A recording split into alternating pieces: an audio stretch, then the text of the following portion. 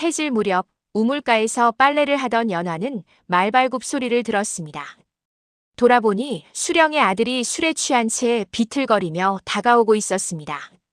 그의 눈빛은 흐리멍텅했고 입가에는 비열한 웃음이 걸려 있었습니다. 어디 산골 처녀가 예쁘장하구나. 연화는 급히 도망치려 했지만 부하들이 이미 사방을 둘러쌌습니다. 아무리 소리쳐도 아무도 오지 않았습니다.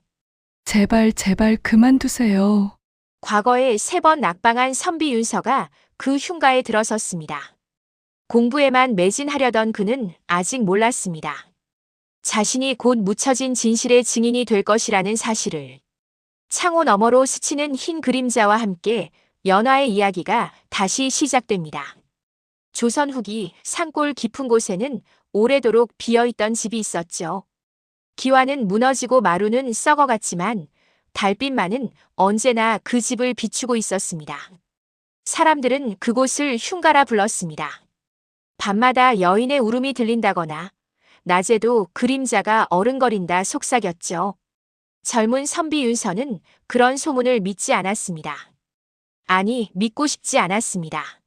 3번이나 과거에 낙방한 그에게는 더 이상 잃을 것도 없었기 때문입니다. 3번. 3번이나 떨어졌구나. 동료들은 벌써 관직에 나아가 이름을 떨치고 있는데 나는 여전히 이곳에서 맴돌고 있구나. 윤서의 아버지는 마지막 편지에서 이렇게 적었습니다. 더 이상 집안의 재산을 낭비할 수 없다. 스스로의 길을 찾아라.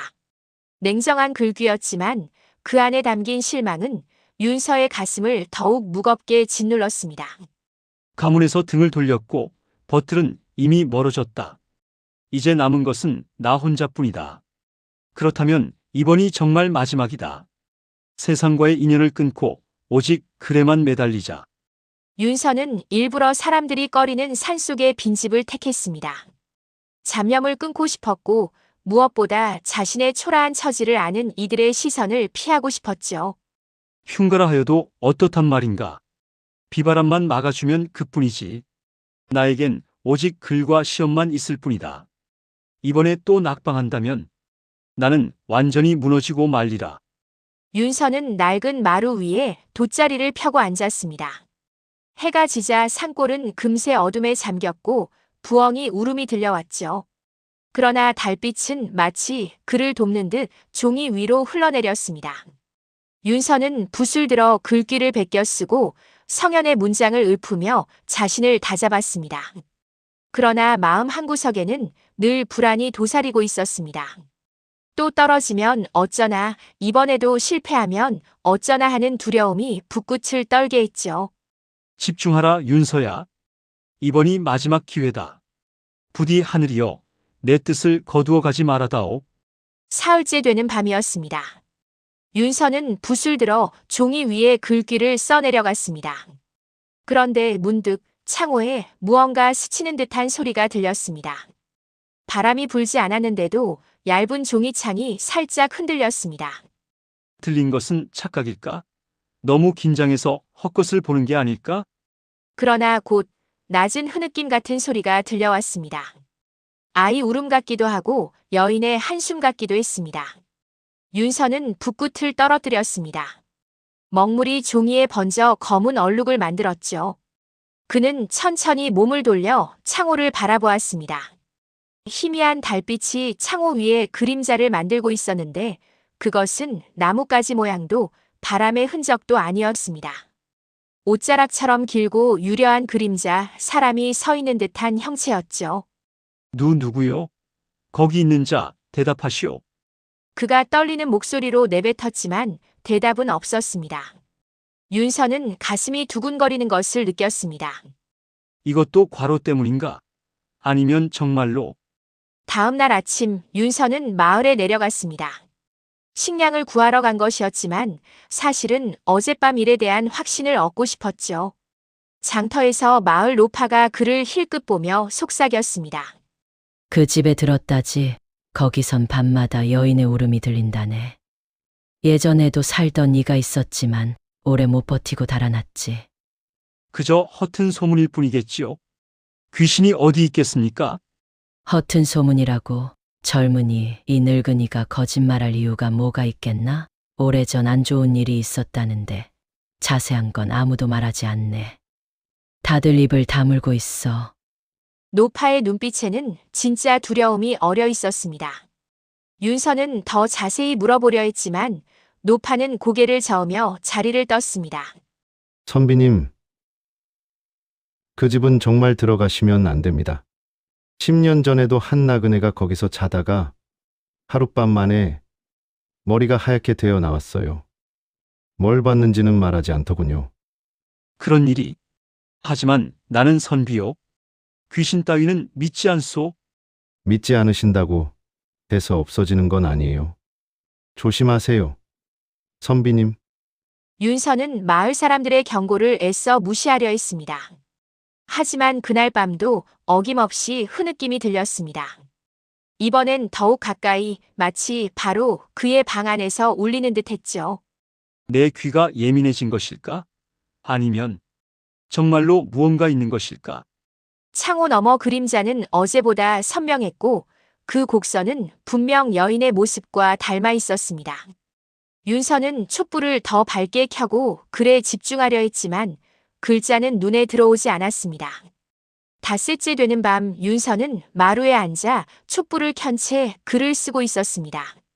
그때 창호가 천천히 열리며 바람 한 줄기가 방 안으로 스며들었습니다. 그는 숨을 죽였습니다. 창호 틈 사이로 비친 그림자는 더 이상 모호하지 않았습니다. 희미하게 고개 숙인 여인의 형체 그리고 흰옷이 살짝 흔들리는 모습이었죠. 윤서의 손이 떨렸습니다. 거기 있는 자 누구요? 사람이든 귀신이든 내 앞에 모습을 드러내시오. 그러나 대답은 없었습니다. 대신 그 흐느낌이 방 안가득 퍼졌습니다. 윤서의 등줄기를 타고 서늘한 공기가 흘러내렸습니다. 그는 더 이상 바람 탓이라 할 수 없음을 직감했습니다. 그날 밤 윤서는 잠을 이룰 수 없었습니다. 누워서 천장을 바라보며 생각에 잠겼습니다. 내가 과연 여기서 계속 버틸 수 있을까? 그러나 지금 떠난다면 나는 평생 겁쟁이로 살아야 한다. 그렇다면 차라리 정면으로 맞서보자. 윤서는 결심했습니다. 더 이상 두려움에 휘둘리지 않겠다고. 만약 정말로 무언가 있다면 그것이 무엇인지 확인해야 한다고. 그것이 선비로서의 도리라고 생각했습니다. 내일 밤 나는 더 이상 도망치지 않겠다. 그 정체가 무엇이든 직접 마주하겠다. 그 집 어딘가에 분명 누군가가 함께 머물고 있었던 겁니다. 그리고 그 존재는 윤서를 기다리고 있었습니다.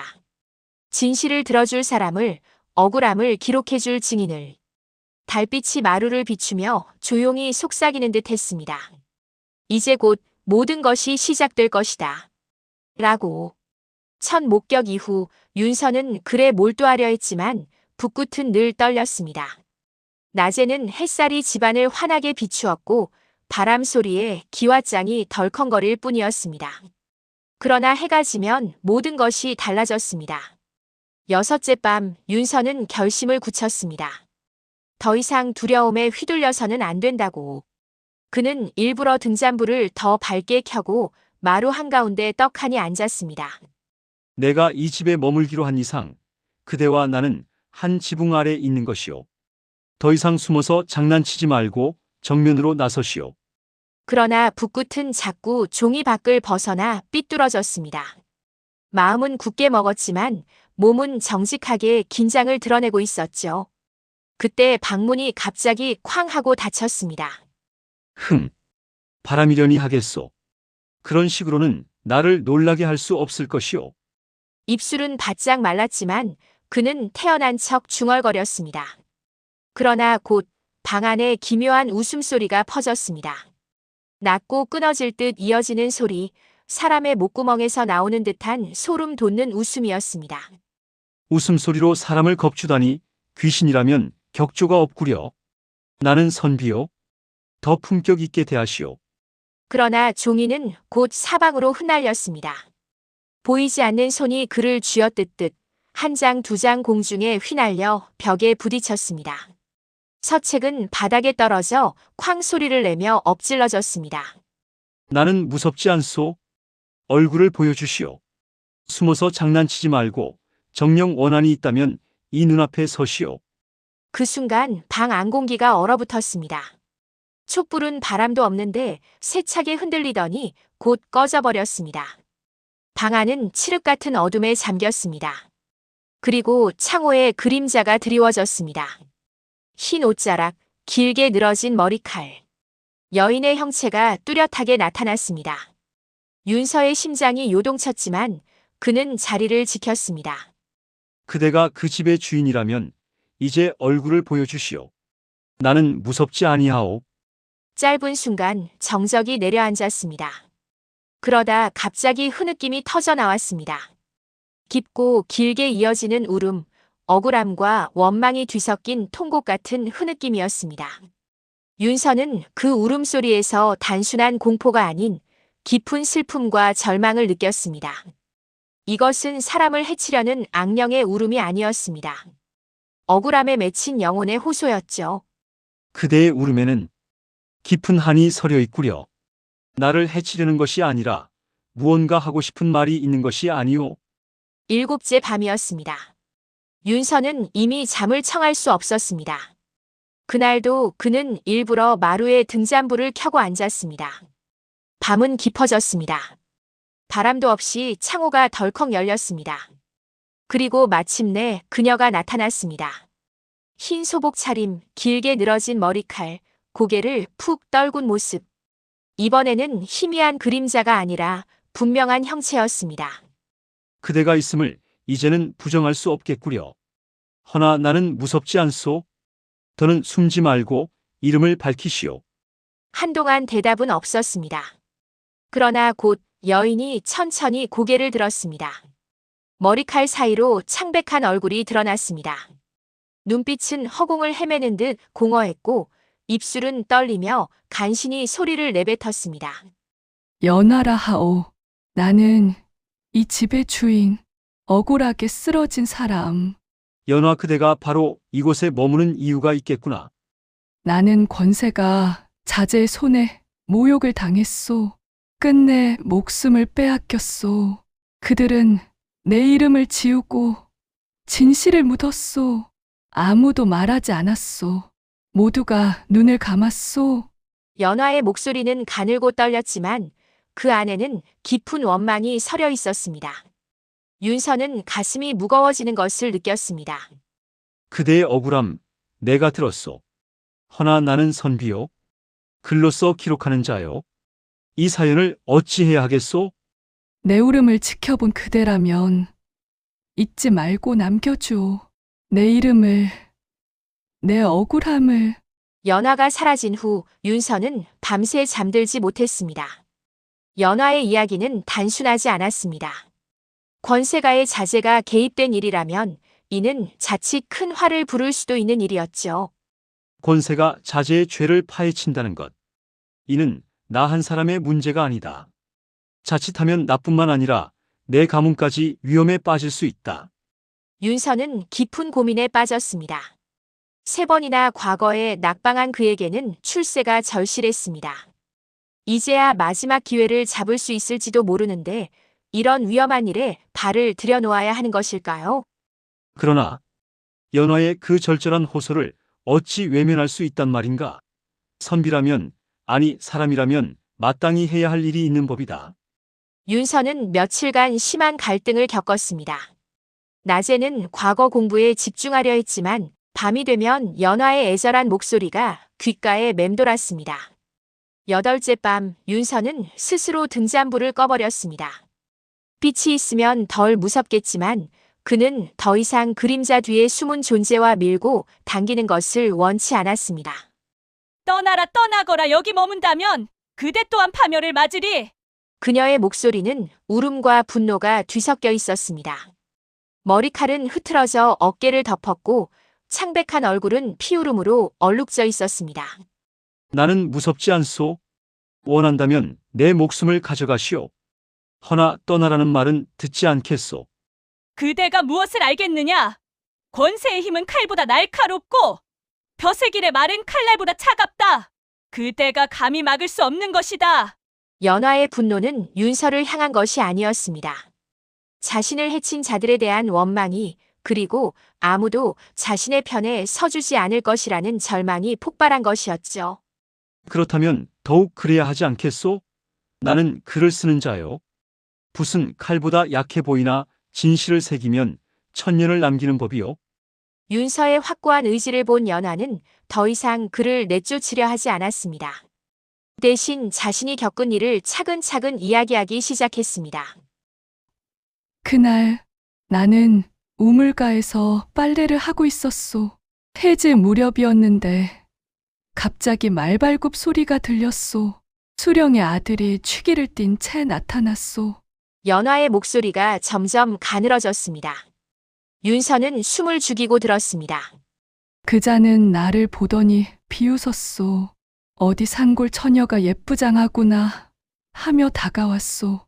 나는 도망치려 했지만 그자의 부하들이 나를 둘러쌌소. 아무리 소리쳐도 아무도 오지 않았소. 그자는 내 치마를 움켜잡으며 더러운 짓을 하려 했소. 나는 필사적으로 저항했소. 돌을 집어 그자의 이마를 내리쳤소. 피가 흘러내렸지만 오히려 그자는 더욱 미쳐 날뛰었소. 감히 나를 해치느냐. 그자는 칼을 뽑아 내 목에 댔소. 그리고는 연화의 목소리가 끊어졌습니다. 피눈물이 그녀의 뺨을 타고 흘러내렸습니다. 윤서의 주먹이 저절로 쥐어졌습니다. 그런 짐승 같은 일을 더 이상 말하지 마시오. 충분히 알겠소. 마지막에 그자는 내 목을 졸랐소. 내 놈 같은 것이 감히 나를 해쳤다고? 하며 점점 더 세게. 내 마지막 기억은 그자의 비웃는 얼굴이었소. 윤서는 떨리는 주먹을 꽉 쥐었습니다. 분노가 치밀어 올랐지만 동시에 깊은 슬픔도 밀려왔습니다. 무고한 한 생명이 이렇게 참혹하게 쓰러졌다는 사실에 가슴이 미어졌습니다. 연하여, 그대가 당한 일은 결코 묻혀서는 안 될 일이오. 비록 내가 미천한 몸이지만 반드시 이 억울함을 밝혀내겠소. 그러나 그대 혼자서는 어쩔 수 없소. 그들의 힘은 그대가 생각하는 것보다 훨씬 크고 깊소. 수령뿐만 아니라 그와 연결된 모든 이들이 이 일을 덮으려 할 것이오. 그렇다면 나 혼자가 아니라 진실을 원하는 모든 이들과 함께 싸워야겠구나. 이런 일이 다시는 일어나지 않도록 말이오. 내 시신은 밤새 몰래 치워졌소. 종들이 보았으나 다음 날 입을 다물었소. 관아의 아전들이 와서 기록을 지웠소. 연화의 목소리가 더욱 쓰라려졌습니다. 그녀의 눈에는 분노와 절망이 동시에 타오르고 있었습니다. 나를 모른다, 없었다, 이름조차 없다 하였소. 처음엔 마을 사람들도 수군거렸소. 한 젊은 농부가 용기를 내어 관아에 호소하려 했소. 그 농부는 어찌 되었소? 그 농부는 다음 날 밤 수령의 부하들에게 끌려갔소. 멍석에 말아서 몽둥이로 두들겨 팼소. 뼈가 부러지고 정신이 나가도록 말이오. 그 후 그는 반신불수가 되어 입도 제대로 놀리지 못하게 되었소. 윤서는 경악했습니다. 한 사람의 죽음을 덮기 위해 또 다른 사람을 파멸시킨 것입니다. 그런 잔혹한 일을 그뿐이 아니오. 수령은 마을 사람들에게 은밀히 청탁을 받았소. 금을 주며 이 일은 없던 일이라 하도록 했소. 받지 않는 자에게는 협박을, 그래도 안 되면 폭력을 휘둘렀소. 그리고 나의 아버지와 어머니는 그 모든 협박과 매수에도 굴복하지 않았소. 딸의 억울한 죽음을 그냥 묻어둘 수 없다며 한양까지 가서라도 호소하겠다고 했소. 연화의 목소리가 더욱 떨렸습니다. 그녀의 한이 깊어지는 순간이었습니다. 수령은 처음엔 더 많은 금을 주며 회유하려 했소. 딸의 제사라도 잘 지내라며 돈주머니를 던졌소. 하지만 아버지는 그 돈을 차버리며 내 딸의 목숨값이냐? 고 소리쳤소. 그러자 수령은 본색을 드러냈소. 늙은 것들이 분수를 모르는구나. 딸처럼 되고 싶으냐? 라며 위협했소. 하지만 부모님은 굽히지 않았소. 그래서 결국 설마 어느 날 밤 부모님은 갑자기 쓰러지셨소. 독이었소. 사흘 동안 고통스러워 하시다가 돌아가셨소. 윤서는 더 이상 참을 수 없었습니다. 일어나서 주먹을 벽에 내리쳤습니다. 하늘이 무너져도 이런 일이 한 집안을 통째로 몰살시키다니. 그렇게 우리 집안은 통째로 사라졌소. 이름도 무덤도 기억도 모두 지워졌소. 수령은 우리 집터까지 빼앗아 자신의 소유로 만들었소. 그렇다면 그대의 억울함은 한 사람의 죄로만 풀 수 없겠구려. 세상이 모두 등을 돌린 것이니. 내 이름은 사라졌소. 무덤도 없소. 나를 지키려던 부모마저 그렇게 쓰러졌소. 그들은 우리를 없던 사람으로 만들었소. 윤서는 이제 완전히 이해했습니다. 이것은 단순한 개인의 원한이 아니었습니다. 권력이 어떻게 무고한 백성들을 짓밟는지 보여주는 참혹한 사례였죠. 연하여, 나는 이제 알겠소. 내가 왜 여기에 왔는지, 그리고 무엇을 해야 하는지를. 더 이상 도망치지 않겠소. 그대가 듣지 않으면 나는 영영 이 집에 매여올 뿐이오. 하지만 그대가 진실을 밝혀준다면 나는 비로소 이곳을 떠날 수 있을 것이오. 윤서는 깊이 고개를 숙였습니다. 그리고 연하를 향해 엄숙하게 맹세했습니다. 연하여, 나 윤서는 하늘을 향해 맹세하노라.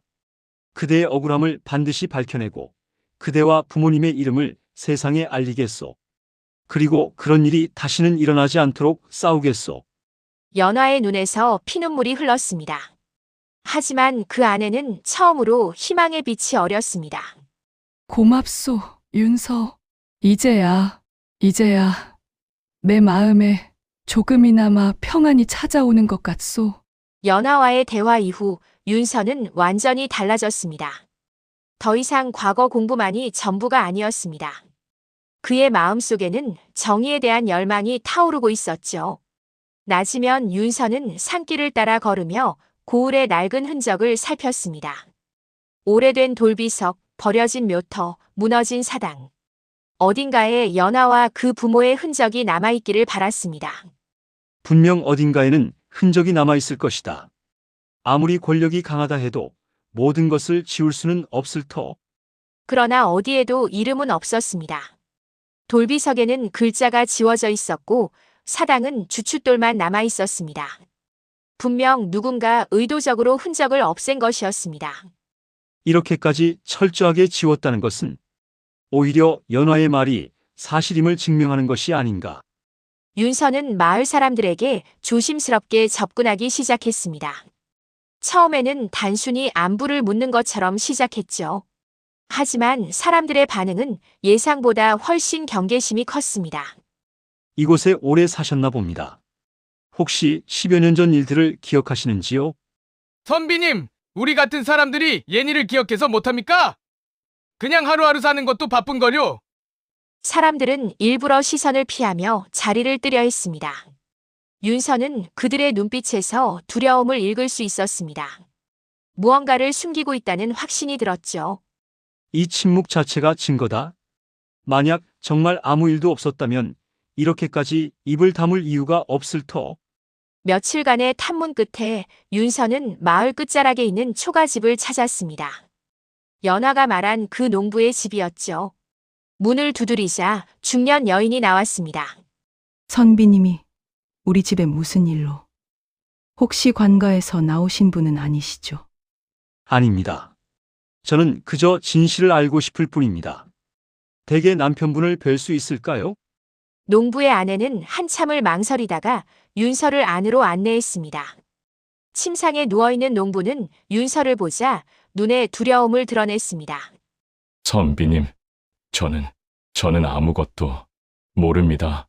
농부의 입은 제대로 돌아가지 않았고 온몸이 떨리고 있었습니다.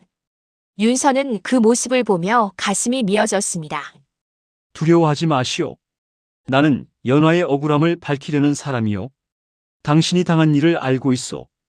연화가 정말 억울해요.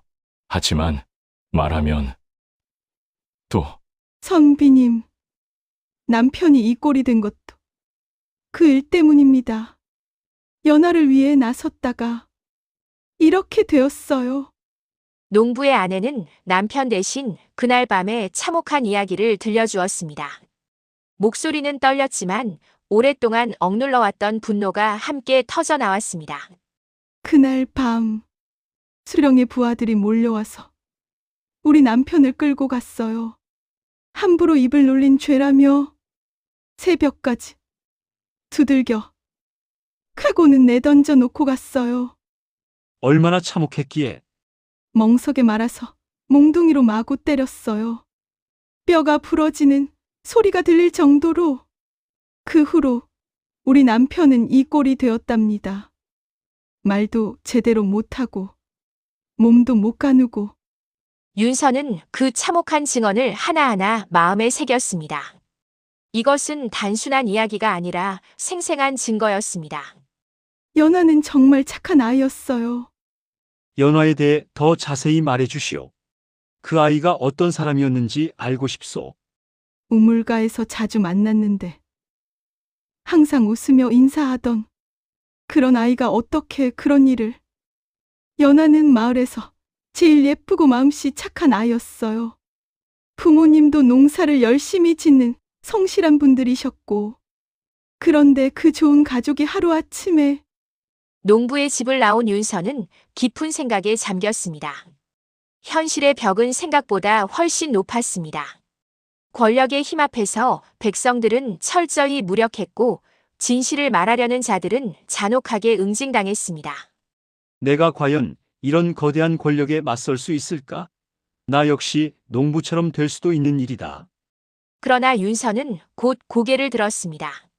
연화의 애절한 호소가 농부의 참혹한 모습이 그의 마음을 더욱 굳게 만들었습니다. 아니다. 두려워서 물러선다면 연화는 영원히 구원받을 수 없다. 그리고 또 다른 연화들이 생겨날 것이다. 윤서는 더욱 체계적으로 증거를 모으기로 했습니다. 단순히 증언만으로는 부족했습니다. 권력층을 상대하려면 반박할 수 없는 확실한 증거가 필요했죠. 윤서는 낮에는 과거 공부를 하면서 밤에는 은밀히 조사 활동을 펼쳤습니다. 옛 관아 터를 뒤지고 버려진 기록들을 찾아보았습니다. 어느 날 밤 윤서는 폐가가 된 옛 관아 창고에서 중요한 발견을 했습니다. 구석진 곳에 숨겨진 낡은 장부 하나를 찾은 것입니다. 이것은 당시의 인구 대장인가? 연화의 이름이 있을까? 윤서는 촛불을 켜고 장부를 한 장 한 장 넘겨보았습니다. 그리고 마침내 찾았습니다. 연화와 그 부모의 이름이 적혀 있다가 검은 먹으로 지워진 흔적을 말입니다. 여기 있구나. 이름이 지워져 있지만 흔적은 남아있다.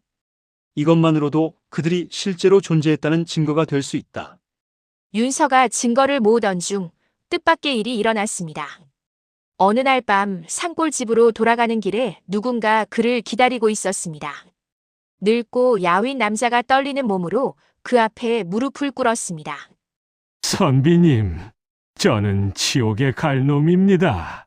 하지만 더 이상은 견딜 수 없습니다. 누구시오? 무슨 말씀이시오? 저는 수령님 댁의 종이었습니다. 연화의 일에 관련된 자입니다. 윤서의 심장이 뛰기 시작했습니다. 이것은 예상치 못한 기회였습니다. 연화가 꿈에 나타나 울며 호소합니다. 진실을 밝혀달라. 내 억울함을 알려달라고. 매일 밤 저를 찾아옵니다. 늙은 종은 10여 년간 마음속에 묻어두었던 비밀을 쏟아내기 시작했습니다. 양심의 가책에 시달려온 세월의 무게가 그의 목소리에 배어 있었습니다. 제가 도련님의 명령을 받아 연화의 시신을 치웠습니다. 밤중에 몰래 아무도 모르게 산속 깊은 곳에 묻었습니다. 그 장소를 기억하시오? 네, 잊고 싶어도 잊을 수가 없어요. 매일 밤 그곳이 꿈에 나옵니다. 연화가 서 있는 모습이. 늙은 종의 고백은 계속되었습니다. 수령의 지시로 연화의 부모에게 독을 탄 일 농부를 반신불수로 만든 일 모든 기록을 지운 일까지. 연화의 부모님께 독을 탄 것도 제 손으로 한 일입니다. 수령님이 조용히 처리하라 하시며 저는 단지 명령을 따랐을 뿐이라고 생각했습니다. 양심의 가책은 없었소? 있었습니다. 하지만 감히 거역할 수 없었어요. 종의 목숨은 주인의 것이니까. 그런데 이제는 견딜 수 없어요. 연화의 혼이 저를 놓아주지 않습니다. 늙은 종은 윤서가 상상했던 것보다 훨씬 구체적인 정보들을 알고 있었습니다. 은폐 작업의 전 과정에 관여했기 때문이었죠. 수령님은 연화의 일이 일어난 후 곧바로 관련자들을 불러 모았습니다. 이 일은 절대 밖으로 새어나가서는 안 된다며 각자 역할을 정해 주었어요. 어떤 사람들이 관련되었소? 아전들, 마을 이장, 그리고 인근 부호들까지 모두가 한 배를 탄 상황이었어요. 수령님이 각자에게 약점을 쥐고 있거나 이익을 제공했거든요. 윤서는 이 정보들을 하나하나 기록했습니다. 단순한 개인의 범죄가 아니라 조직적인 은폐 공작이었던 것입니다. 그리고 도련님이 연화를 죽인 현장을 목격한 사람이 또 있었어요. 나무꾼 하나가 멀리서 봤는데 그 사람도 얼마 후 의문사했습니다. 또 다른 살인이라는 말이오? 사고로 꾸몄지만 저는 알고 있어요. 수령님의 지시였다는 것을. 늙은 종과의 만남 이후 윤서는 보다 구체적인 계획을 세우기 시작했습니다. 이제 단순히 과거에 급제하는 것만이 목표가 아니었습니다. 연화의 억울함을 풀어주는 것이 더 중요한 사명이 되었죠. 이제 증언자도 있고 물증도 어느 정도 확보했다. 하지만 이것만으로는 부족하다. 권력층을 상대하려면 더욱 완벽한 준비가 필요하다. 윤서는 먼저 과거에 급제해야 한다고 생각했습니다. 아무리 정당한 주장이라도 미천한 신분으로는 권력층에 맞설 수 없었기 때문입니다. 연화여, 조금만 더 기다려다오. 내가 벼슬에 나아가서 반드시 그대의 원수를 갚겠소. 윤서는 밤마다 연화와 대화를 나누며 계획을 다듬어갔습니다. 연화 역시 윤서의 의지를 보며 조금씩 희망을 품기 시작했습니다. 윤서, 그대의 마음을 느낄 수 있소. 이제 나는 그대를 믿고 기다리겠소. 연화여, 나는 약속하노라. 반드시 그대의 억울함을 밝히고 그대의 이름을 세상에 알리겠소. 윤서가 조사를 계속하면서 마을에도 미묘한 변화가 일어나기 시작했습니다. 처음에는 완강히 입을 다물던 사람들이 조금씩 마음을 열기 시작한 것입니다. 사람들도 용기를 내기 시작했습니다. 오랫동안 억눌러왔던 진실에 대한 갈망이 조금씩 고개를 들었죠. 선비님, 저도 그날 밤 이상한 소리를 들었어요. 연안의 집 쪽에서 비명 소리가. 자세히 말씀해 주시오. 한밤중에 말발굽 소리가 들리더니 곧이어 여자아이 울음소리가. 그런데 다음날 아무도 그 얘기를 하지 않더라고요. 윤서는 연화의 사연을 파헤치면서 동시에 과거 준비도 게을리하지 않았습니다. 오히려 정의에 대한 열망이 그의 학문에 더욱 깊이를 더해 주었습니다. 예전에는 출세만을 위해 공부했다. 하지만 이제는 다르다. 백성을 위한 진정한 선비가 되기 위해 공부한다. 윤서의 글쓰기는 이전과 달라졌습니다. 단순한 문장 암기가 아니라 정의와 민생에 대한 깊은 성찰이 담기기 시작했죠. 그의 붓끝에서는 진정성이 묻어났습니다. 연화도 이런 윤서의 변화를 느꼈습니다.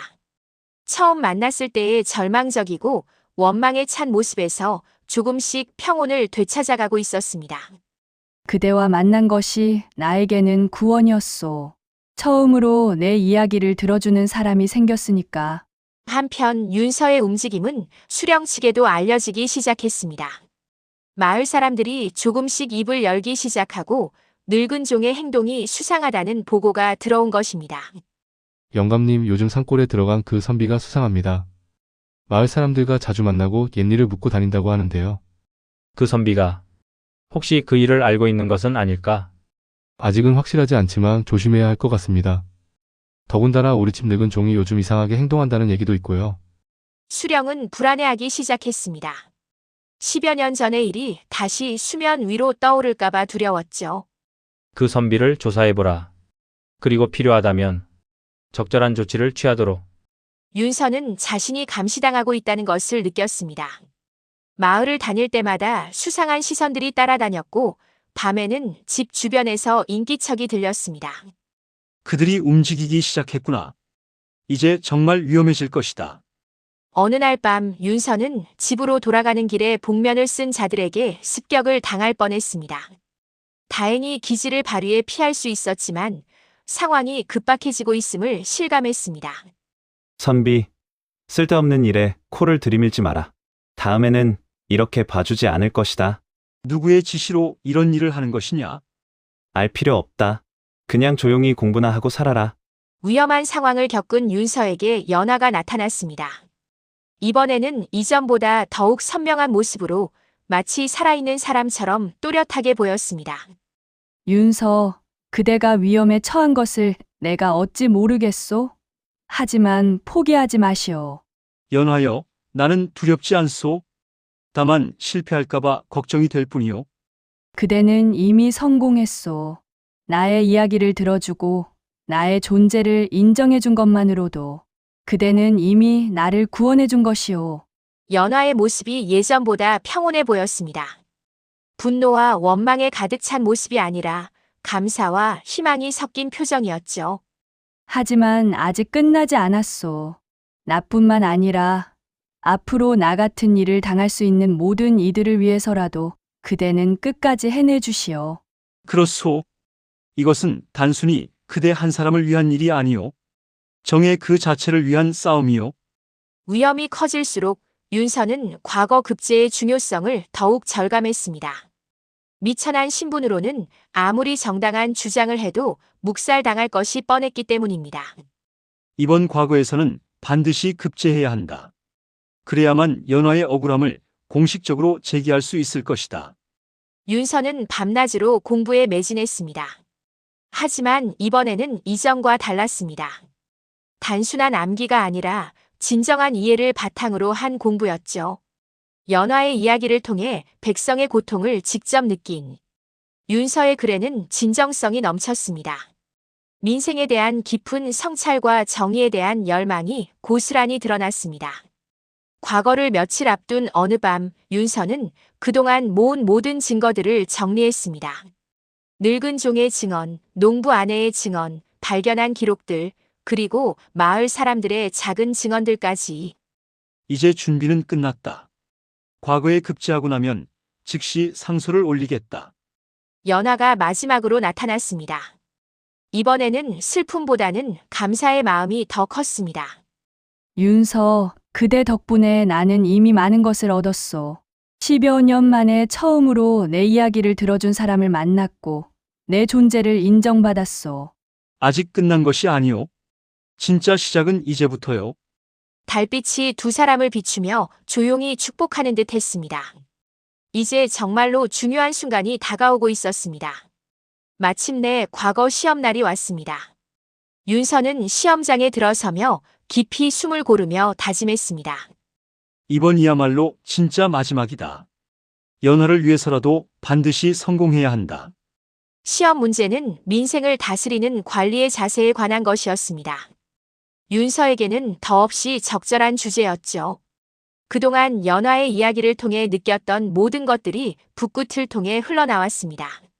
백성의 고통을 외면하는 관리는 관리가 아니라 도적이다.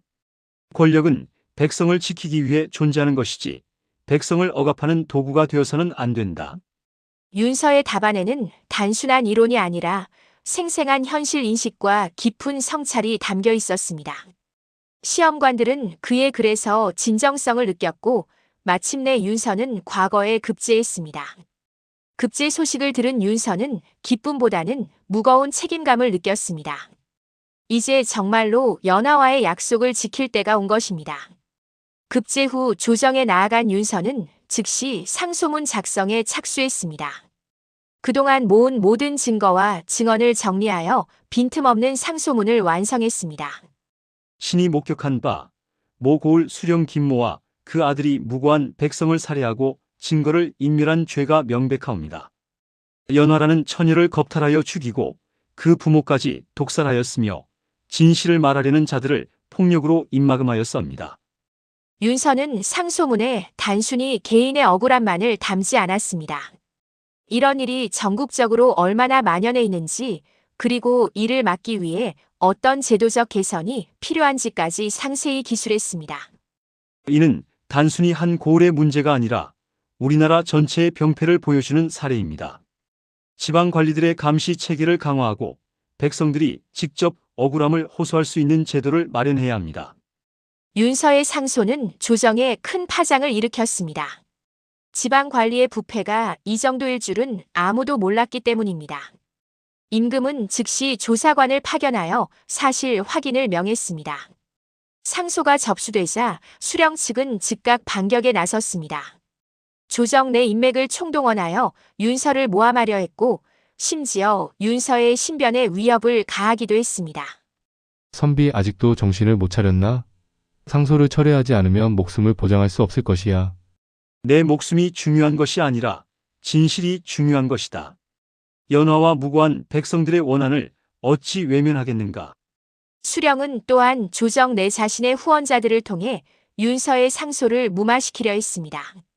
뇌물을 주고 압력을 넣고 온갖 수단을 동원했죠. 김수령은 오랫동안 충성스럽게 일해온 관리입니다. 한나 선비의 말만 듣고 그를 의심할 수는 없지 않겠습니까? 한때는 윤서의 상소가 묻힐 위기에 처하기도 했습니다. 하지만 윤서는 포기하지 않았습니다. 더 많은 증거를 제시하고 더 설득력 있는 논리를 전개했습니다. 결정적 순간이 왔습니다. 늙은 종이 조정에 직접 나와 모든 것을 증언하기로 한 것입니다. 목숨을 걸고 한 결심이었죠. 소인은 10여 년간 이 죄악을 마음에 품고 살아왔사옵니다. 더 이상은 견딜 수 없어 진실을 고백하옵니다. 늙은 종의 증언은 상세하고 구체적이었습니다. 연화를 죽인 과정, 시신을 처리한 방법, 부모를 독살한 경위, 증거를 인멸한 과정까지 모든 것을 낱낱이 밝혔습니다. 연화의 시신은 뒷산 큰 바위 아래 묻혀 있사옵니다. 그곳을 파보시면 뼈가 나올 것이옵니다. 그리고 독을 탄 그 그릇도 수령님 집 창고에 숨겨져 있사옵니다. 조사관들이 늙은 종의 증언대로 조사해 본 결과 모든 것이 사실로 드러났습니다. 연화의 유골이 발견되었고 독이 든 그릇도 찾아졌습니다. 드디어 정식 재판이 열렸습니다. 처음 재판정에 선 수령은 여전히 교만했습니다. 조정의 높은 관리들과도 인맥이 있다며 큰 소리쳤죠. 이 모든 것은 한나 선비의 허튼 소리에 불과하오. 저 같은 충신을 모함하려는 관계일 뿐입니다. 하지만 윤서는 차근차근 증거를 제시했습니다. 늙은 종의 상세한 증언서, 반신불수가 된 농부와 그 아내의 증언, 연화의 유골, 독이 든 그릇까지 모든 것이 명백했습니다. 대감마마, 이것이 바로 연화라는 무고한 여인을 죽이고 그 부모까지 독살한 증거입니다. 이 늙은 종은 죽음을 각오하고 모든 것을 실토했사옵니다. 재판이 진행될수록 수령의 얼굴은 점점 창백해졌습니다. 그는 마지막까지 발악했습니다. 그놈의 말을 어찌 믿겠소? 종놈이 무슨 증언을 한다고 저는 나라에 충성을 다한 관리요. 그러나 결정적 순간이 왔습니다. 수령의 아들이 감옥에서 고문을 받던 중 모든 것을 자백한 것입니다. 아버지의 무기나에 연하를 겁탈하고 살해했으며 그 후 증거인멸을 위해 부모까지 독살했다고 인정한 것이죠.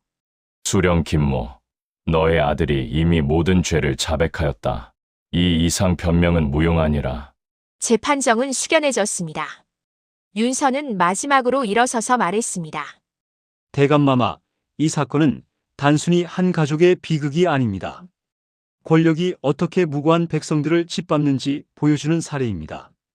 연화와 그 부모의 억울한 죽음이 헛되지 않으려면 마땅한 벌을 내려주시옵소서. 그리고 이런 일이 다시는 일어나지 않도록 지방 관리들의 감시와 견제를 강화해야 할 것입니다. 권력은 백성을 위해 존재하는 것이지 백성을 억압하는 도구가 되어서는 안 됩니다. 오늘 이 재판이 그 교훈을 주는 계기가 되기를 바랍니다. 윤서의 변론은 재판정에 있는 모든 사람들의 마음을 움직였습니다. 진정성 있는 그의 목소리에서 정의에 대한 열망을 느낄 수 있었죠. 판결이 내려졌습니다. 수령은 관직을 박탈당하고 변방으로 귀양을 갔습니다. 그의 아들은 연하를 겁탈하고 살해한 죄로 참수형에 처해졌습니다. 입을 다물었던 아전들도 차례로 곤장형과 유배형을 받았습니다. 은폐에 가담한 마을 유지들도 적절한 처벌을 받았죠. 백성들은 두려움 속에 숨죽여왔던 울분을 터뜨리며 비로소 고개를 들었습니다. 특히 그 반신불수가 된 농부는 재판이 끝난 후 윤서의 손을 붙잡고 통곡했습니다. 선비님 연하가 이제야 편히 쉴 수 있겠어요. 고맙습니다. 이 재판은 조선 전체에 큰 반향을 일으켰습니다. 임금은 지방감찰 제도를 강화하고 백성들이 직접 억울함을 호소할 수 있는 제도를 마련하도록 명했습니다. 정의가 실현된 지 얼마 후 윤서는 다시 그 산골 집을 찾았습니다. 이번에는 두려움이 아니라 그리움 때문이었습니다. 연하여 나는 왔소. 그대의 원수들은 모두 벌을 받았소. 이제 편히 쉴 수 있겠소? 그날 밤 윤서는 꿈을 꾸었습니다.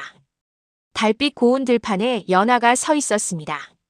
흰 소복은 더 이상 흐트러지지 않았고 얼굴은 평온했습니다. 그녀의 눈빛에는 분노 대신 잔잔한 감사가 어렸습니다. 그 옆에는 중년의 부부가 서 있었습니다. 연하의 부모였습니다. 윤서 고맙소. 그대가 내 억울함을 밝혀주었소. 이제 나는 울음을 거두고 부모님과 함께 이곳을 떠날 수 있겠소. 선비님 딸아이를 위해 애써주셔서 고맙습니다. 이제야 우리 가족이 함께 편히 갈 수 있게 되었습니다. 우리 연하가 그토록 기다렸던 정의가 이루어졌군요. 선비님의 은혜를 잊지 않겠습니다. 윤서는 꿈속에서도 무릎을 꿇었습니다. 목소리가 떨리며 겨우 답했습니다. 연하여 이제 부디 편히 가시오. 나는 그대의 이름을 잊지 않으리다. 그리고 앞으로도 억울한 이들의 편에 서겠소. 고맙소, 윤서. 그대는 진정한 선비여. 이제 나는 더 이상 이 세상에 매이지 않겠소. 하지만 그대의 마음속에는 영원히 남아 언제나 정의로운 길을 걷도록 도울 것이오. 연하는 미소를 지었습니다. 처음이자 마지막으로 본 평온한 얼굴이었습니다. 그녀와 부모의 형체는 따스한 빛에 둘러싸인 채 바람결에 흩날리듯 사라졌습니다. 윤서는 꿈에서 깨어났습니다. 방 안에는 따스한 햇살이 스며들고 있었습니다. 처음으로 그의 가슴에는 진정한 평온이 찾아왔습니다. 이제야 진정 끝이 났구나. 연하여 편히 가거라. 그는 깊게 숨을 고르고 붓을 집어들었습니다. 이제 그의 글은 단순히 과거를 위한 공부가 아니었습니다. 억울하게 쓰러진 이름 없는 이들을 위해 남기는 증언이자 정의의 약속이었습니다. 그 후 윤서는 벼슬길에서 명관으로 이름을 날렸습니다. 억울한 사건이 있을 때마다 그는 누구보다 앞장서서 진실을 파헤쳤습니다. 사람들은 그를 정의로운 선비라 불렀고 권세가들은 그를 두려워했습니다. 윤서는 자신의 지위를 이용해 백성들을 위한 다양한 제도를 만들었습니다. 억울한 일을 당한 백성들이 직접 호소할 수 있는 창구를 만들고 지방 관리들의 부정부패를 감시하는 체계를 구축했습니다. 권력은 백성을 섬기기 위해 존재한다. 만약 권력이 백성을 억압한다면 그것은 권력이 아니라 폭력이다. 윤서의 이런 신념은 조정 내에서도 큰 영향을 미쳤습니다. 많은 관리들이 그의 뜻에 동조하여 백성을 위한 정치를 펼쳤죠. 특히 윤서는 연화의 이야기를 기록으로 남겨 후세에 전했습니다. 산중야화록이라는 제목으로 엮은 이 책은 권력의 횡포와 백성의 고통을 생생하게 담아 많은 이들에게 경각심을 불러일으켰습니다. 연화라는 한 여인의 죽음은 단순한 개인의 비극이 아니었다. 그것은 권력이 얼마나 쉽게 무고한 생명을 짓밟을 수 있는지, 그리고 침묵이 얼마나 큰 죄악이 될 수 있는지를 보여주는 거울이었다. 우리는 기억해야 한다. 정의는 저절로 오지 않으며 누군가는 반드시 목소리를 내야 한다는 것을. 그리고 그 목소리가 모일 때 비로소 세상은 조금씩 변해간다는 것을.